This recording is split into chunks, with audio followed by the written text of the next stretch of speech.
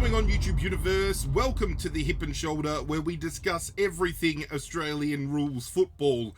And it's that time of the week again. Well, actually, it's a little bit earlier than normal because I'm normally getting my tips in late, but today we're getting it in early. We're doing it a little bit prematurely, which, if you ask my ex-wife, it's not the first. Round 19 is a couple of days away, but before we lock in our tips for a new round, let's rewind, let's take stock in round 18, and I tipped a near perfect round, 8 out of 9.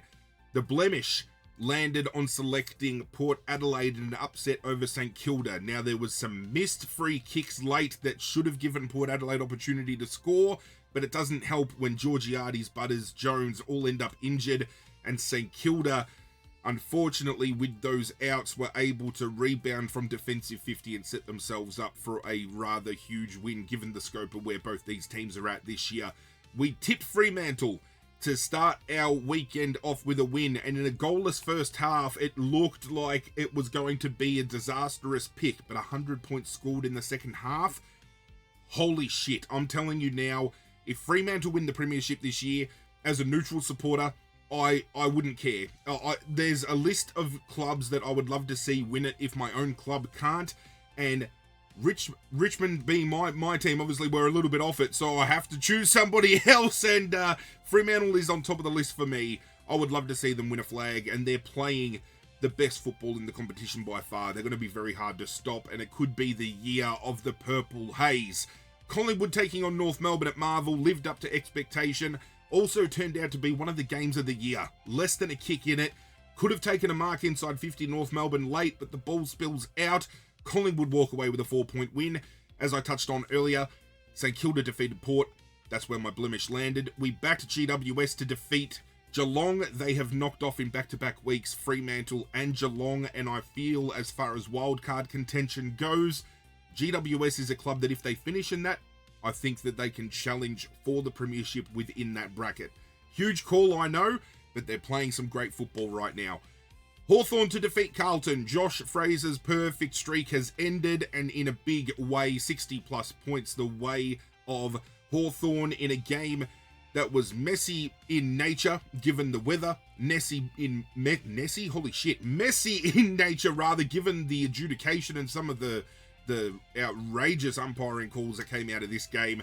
But Hawks walk away with the win, and they set themselves up for a potential top 4 finish. Speaking of top 4, Adelaide is chasing it down with a huge win over the Gold Coast, who have now dropped down to 14th and could very much finish in the bottom 4 after starting the year off on an undefeated streak where many were considering there would be a lock for the top 4.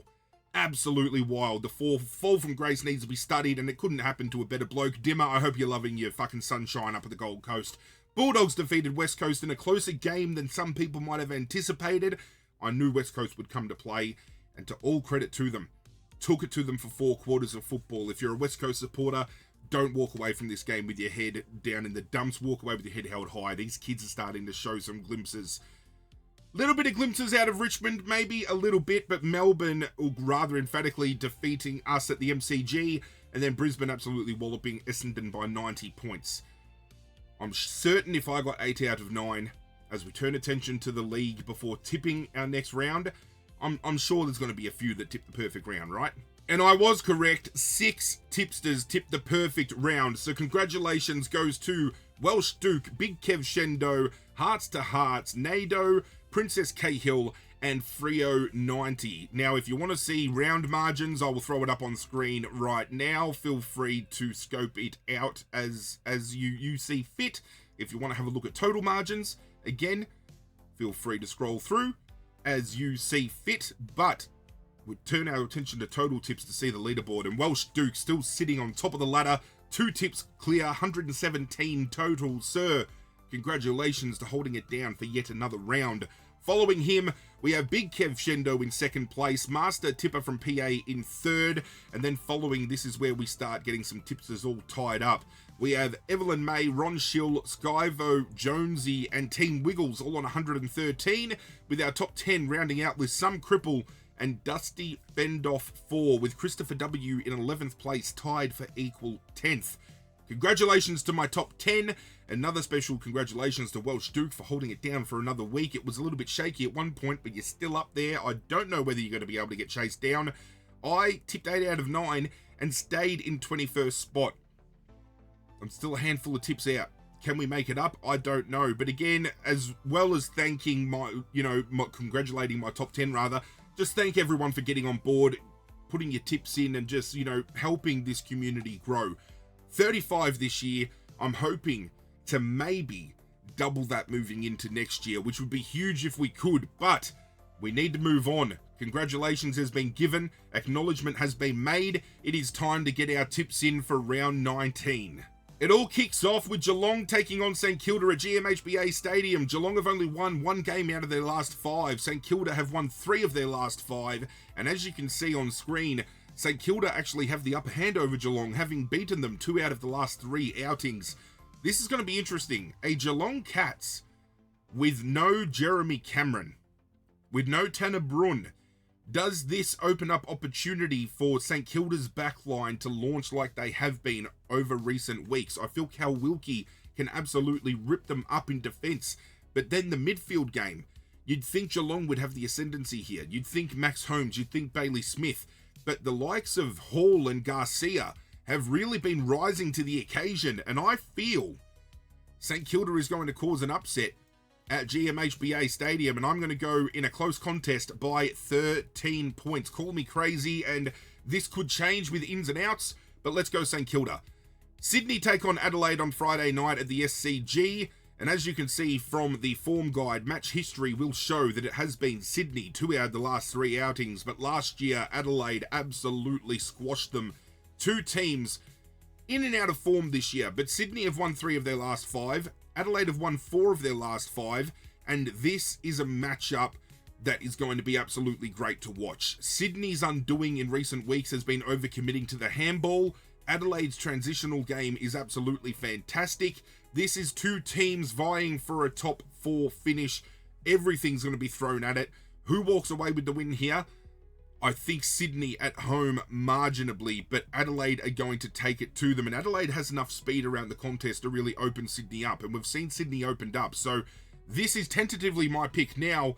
It could become Adelaide later on, but let's just go Sydney. Let's lock it in.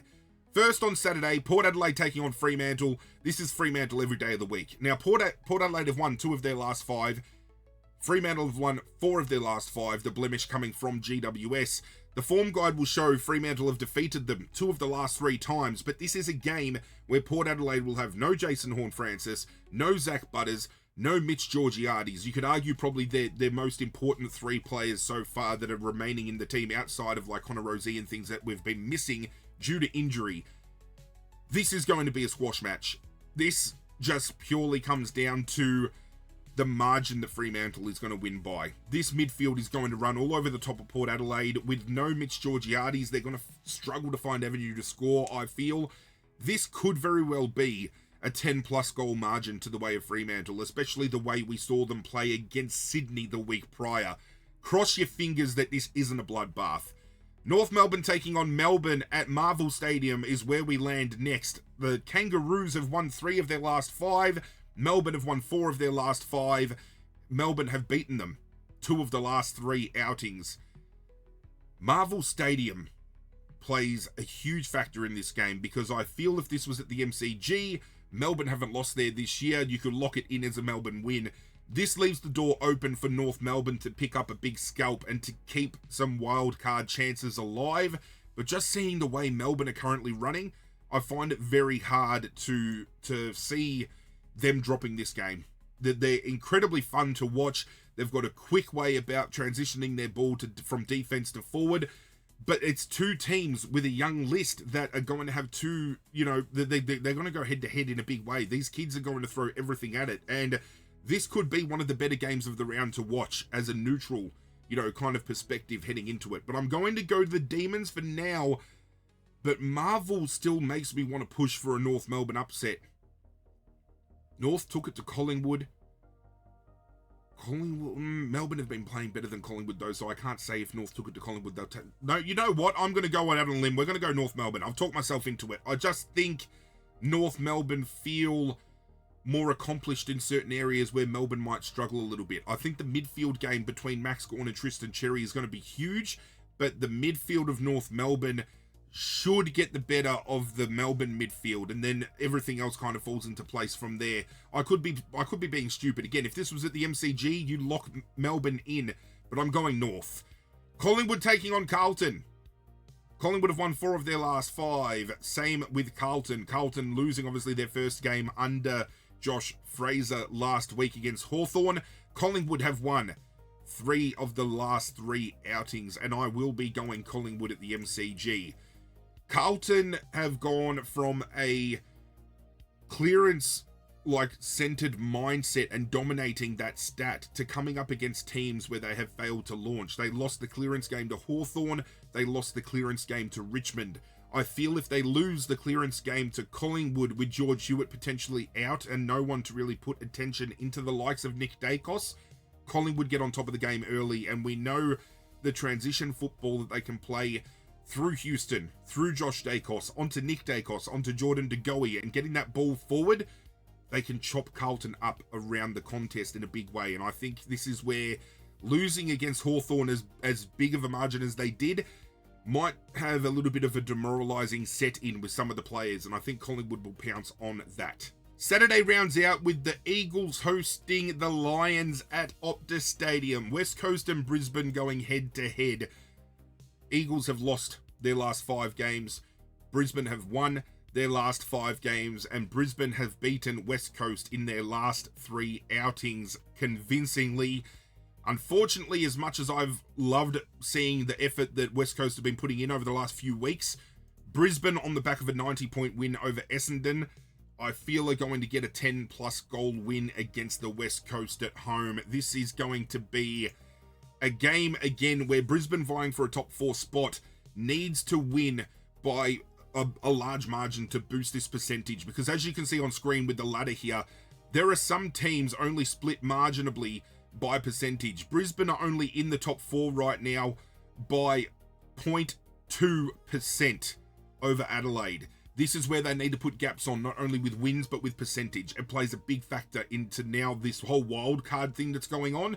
And it's going to be an interesting watch to see where these teams finish at the end of the year. But Brisbane, for me, by at least 60 points. First on Sunday, Richmond taking on Hawthorn. We have a look at the form guide. It has been Hawthorn by large margins each and every time. Richmond have lost their last 5. Hawthorn have won 3 of 5. We've been matching it against teams in the clearance, which is absolutely fantastic. However, we've been leaking goals defensively, and our forward half has struggled. And we're coming up against arguably the best defense in the competition. Hawthorn for me here, and it could get ugly. We saw them defeat Carlton by 60 points this past weekend. Could very well be the margin set here. I feel if Richmond can finish this game within 4 to 5 goals and just remain competitive, I'll walk away as a happy man. Gold Coast take on the Western Bulldogs at People First Stadium. The form guide will show that the Gold Coast have beaten the Bulldogs 2 out of the last 3 times. Gold Coast have lost their last 5. The Bulldogs have won 3 of 5. Now, if Tim English comes back into this game, I am very tempted to go the Bulldogs. However, it has just been announced in real time that Bailey Dale is going to miss at least the next 5 weeks, and he is so integral to that back half. Losing his ability out of defense leaves a huge gaping hole, and I feel the Gold Coast are going to do some damage in this game purely based off of that fact. If Tim English doesn't return, the ruck line's going to get on top of them as well. It's going to have to be Bont, Richards, Libba. They're going to have to lift to another gear to carry this team, but I think the Gold Coast are primed to finally get themselves a win. Final game of the round, Essendon, GWS at Marvel. Let's just lock in GWS. I mean, you can see 2 of the last 3 times it has been GWS. Essendon have lost their last 5. GWS have won 2 of 5, but they've beaten Fremantle, they've beaten Geelong, and to win this game by a large margin to help percentage as well will be huge. So I am running with St Kilda, Sydney, Fremantle, North Melbourne, Collingwood, Brisbane, Hawthorn, Gold Coast, and GWS. That is it for this video. Do hope you guys enjoyed. If you did, hey, hit that like button down below, and if you want to get on board the community we are building here, hit that subscribe button as well. Last but certainly not least, if you've got any ideas or concepts for videos you would like to see me throw out there that's AFL related, comment section down below, or hit me up on social media. You'll find all those links in the description down below as well. But that's it from me, guys. I'm out of here. Good luck to your teams this weekend, and as always, I will catch you guys next time.